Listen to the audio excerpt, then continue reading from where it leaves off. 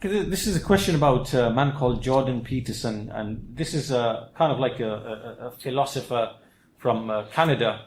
And this man, Jordan Peterson, became well known and famous because he's taken a stance on all of this, like feminism, women's rights, transgender.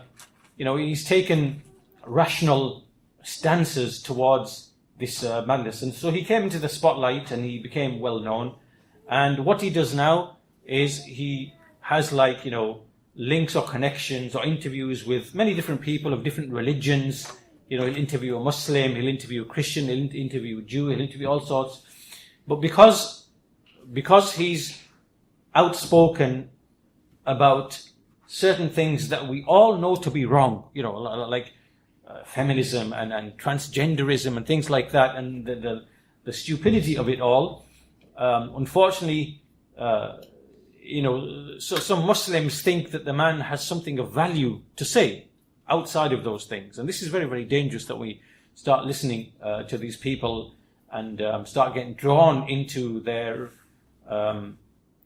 dialogues, their polemics, and so on and so forth. There's a lot more to be said. I can probably say a lot more, but I think the long and the short of it is that this man is a philosopher, a non-Muslim philosopher.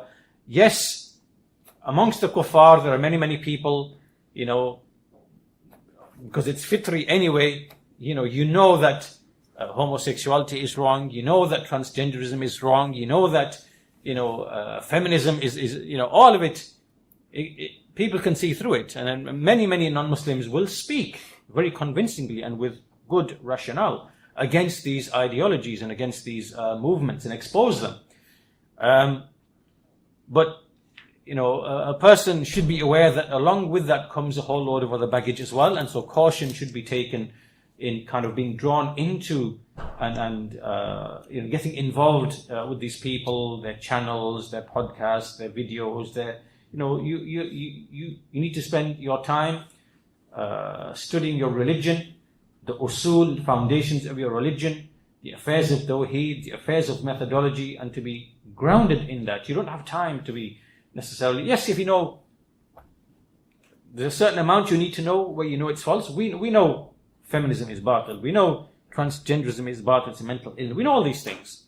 That's enough. Why do you need to now go and find, all this philosophical rhetoric? You know that. Alhamdulillah. Spend your time wisely. Spend it in ilm, spend it in memorization, spend it in understanding of the Book of Allah, its tafsir, in learning the methodology of Ahlul Sunnah, that which is going to give you good, strong, solid foundation in your religion. As for these things, well, we already know that they are falsehood. Why do you need to know anything more than that? We know alcohol is haram, and we know it's detrimental in so many ways. Now you don't need to go and spend, half a year of your time going and, finding every research paper and every article that's been written on the dangers of alcohol and, domestic violence and crime and this, and you don't need to do all that. You know the harms at a basic level. That's all you need to know. Keep away from it. Keep, your kids away from it. Keep whatever. Do you understand? There's a certain amount where it suffices. And beyond that, you would be, distracting yourself away from that which is more important. That's all I can say really in brief at this point in time, in the short time that we have.